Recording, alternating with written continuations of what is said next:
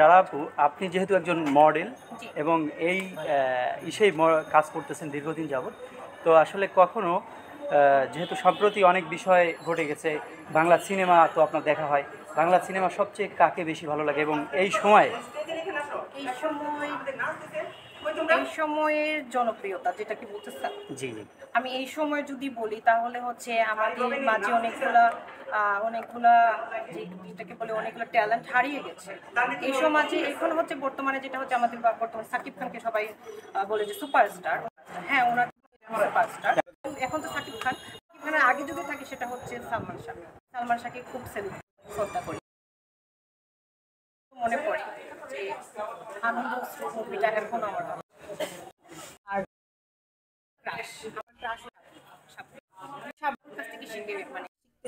আপনি সালমান শাহর প্রতি ক্রাশ? আমি অনেক বড় ভক্ত, অনেক বলতে গেলে আমি যদি ঘুমাইও তখন সালমান শাহ আমার ভিতরে আছে।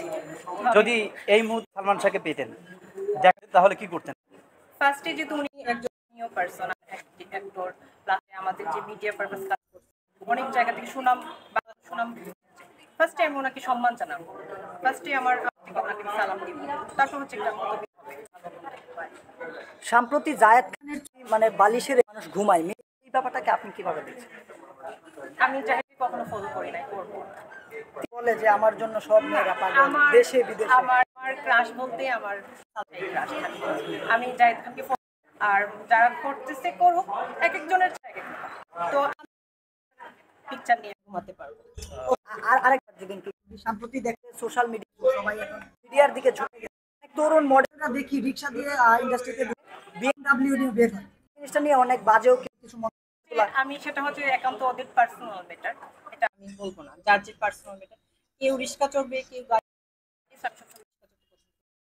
হলো অন্য জায়গায় যে হ্যাঁ ওরা BMW কিভাবে ক্যারি করতেছে একটা করার পরেই সে কিভাবে BMW কিনতে পারে আর কি, একটা নায়িকা বিশেষ করে 1 মাস 2 মাস বা 6 মাস পরেই সে এরকমের একটা নায়িকা বিশেষ করে।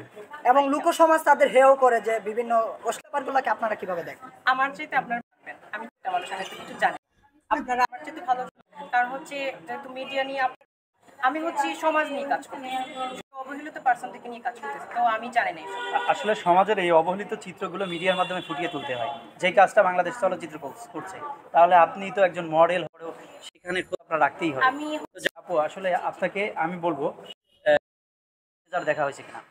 না, সিনেমা দেখি নাই, বাট প্রিয়তমা মুভি আমার খুব বেশি হৃদয় ছুঁয়েছে। প্রিয়তমা মুভির আমার গানটা অনেক ভালো লাগে, বাট আমি এখনো মনে মনে এই গানটা গাই।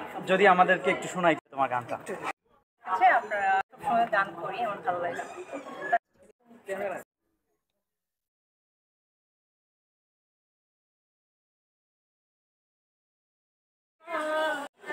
তোমাকে জানিয়ে দিলাম ও প্রিয়তমা, তোমাকে জানিয়ে দিলাম ও প্রিয়তমা, আমারই আকাশ নীলে তুমি যে নীলিমা, তোমাকে জানিয়ে দিলাম ও প্রিয়তমা, তোমাকে জানিয়ে দিলাম ও প্রিয়তমা, যতনে তোমাকে রেখে এই মনকে ভালোবেসে যাব সবে থাকবে, তুমি শুধু তোমারই, তোমাকে জানিয়ে দিলাম ও প্রিয়তমা।